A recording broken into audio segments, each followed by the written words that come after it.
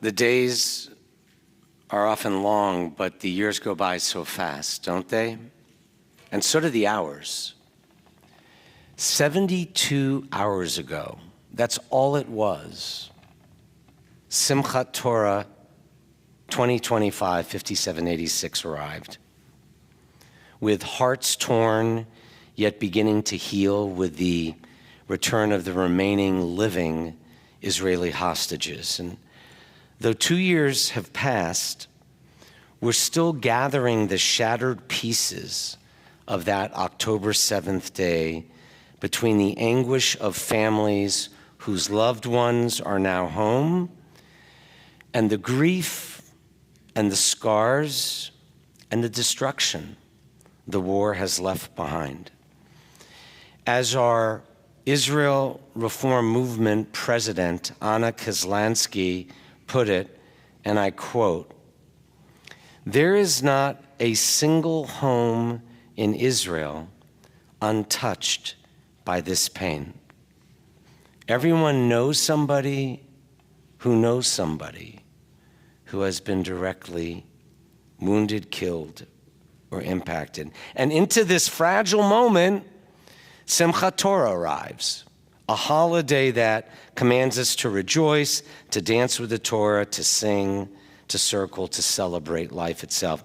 And it's impossible to ignore the profound symbolism of this week's closing holiday of the high holidays Rabbi Levy and I co-led on Tuesday. 2 years ago, after the hostages were taken on Simchat Torah, the phrase from the Nova Music Festival was, "We will dance again." And now, with 20 more survivors home, we can lift the Torah and dance again with those families with genuine joy. The pain still runs deep, and the weariness of a nation still lingers. But alongside that sorrow, this week's Simchat Torah holiday provides gratitude for the light finally returning to our people's homes and the power of community and Torah to heal, to mend, and to somehow rebuild what was broken. For 2 long years, here's what you don't read in the local Jewish press or national press. Our Israel Movement for Reform Judaism led over 100 Havdalah ceremonies for thousands in Hostage Square.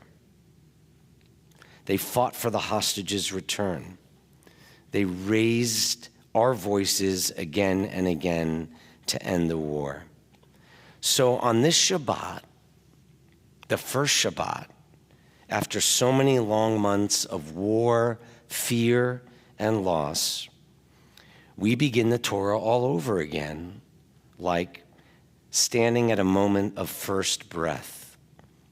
The hostages who survived our home, the war is hopefully reaching its end, and we turn back to Torah as our compass to restore compassion and a shared sense of purpose as a people who choose life, not death. On this Shabbat, Bereshit, as Anna shared, we are dancing with the Torah again, spreading light, compassion, and hope, and a renewed commitment to build a reality of lasting peace.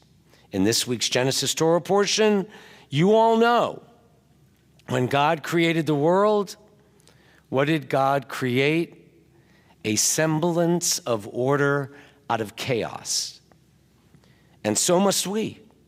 We have to create order out of tohu vavohu to rebuild the soul of the Jewish people, the fabric of Israeli society, the ruins of Gaza, and hopes for a better future for the Palestinian people and our people.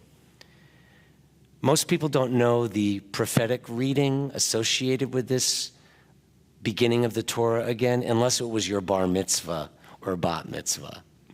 But it actually comes from the prophet Isaiah, chapters 42 and 43, and it speaks to this week and to this moment. Because in Isaiah's speech to the Jews living in Babylonian exile, the Babylonian armies destroy Jerusalem. They burn the temple in 586 BCE. And Isaiah reminds our people that while God is the creator of the earth, that's the connection to the Torah portion because God created the earth this week. Isaiah also says that God has a direct, loving, personal relationship and mission for the Jewish people. And what is the special responsibility that comes along with this relationship?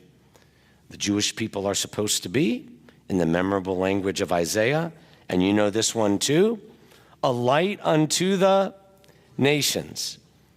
In Or Lagoyim, that comes from this week, meaning that we Jews have a responsibility not just to ourselves, but to our city, to our community, to the world. These obligations are not about talking to other peoples about ritual things like the Kiddush on Shabbat. We're supposed to talk and be a light for ethics, for social justice, and influencing others to do the same. That's when our light shines brightly. Reform rabbinic commentator Jeff Salkin incisively suggests something I never thought of, that light to the nations could mean something else as well. Throughout our history, we Jews have experienced much of the darkness of the world's hatred, culminating in the Holocaust, the Shoah, October 7th, or 53% of hate attacks in the United States, even if we're only 2% of the US population. So what he's suggesting is that to be a light unto the nations this way means that throughout history and today, we Jews have to raise a light and remind the world about the darkness of hatred that is still present. We must continue to kindle light against the darkness. So on this Shabbat, recalling the first days of creation, God creating light and order out of chaos, I want to close with the poetry back to Hostage Square, not having to do with the hostages. Our Israeli Reform Rabbi, Oded Mazur, I'm going to translate this poem into English as we restart the Torah and strive to rebuild our people anew. Here's the rabbi's poem. It's not long. In the days when each hour collides with the next, we have no choice but to cry and to laugh with the same eyes, to mourn and to dance with the same legs at the same time. And the long arc of history is compressed into one day and 1 hour.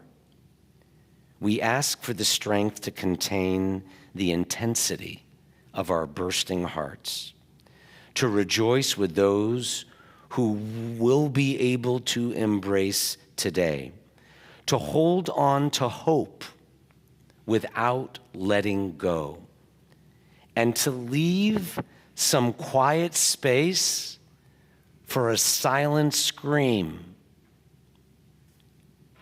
Please, God, grant us the room to shatter into pieces and the spirit to be rebuilt anew as children of your world. And let us say, Amen.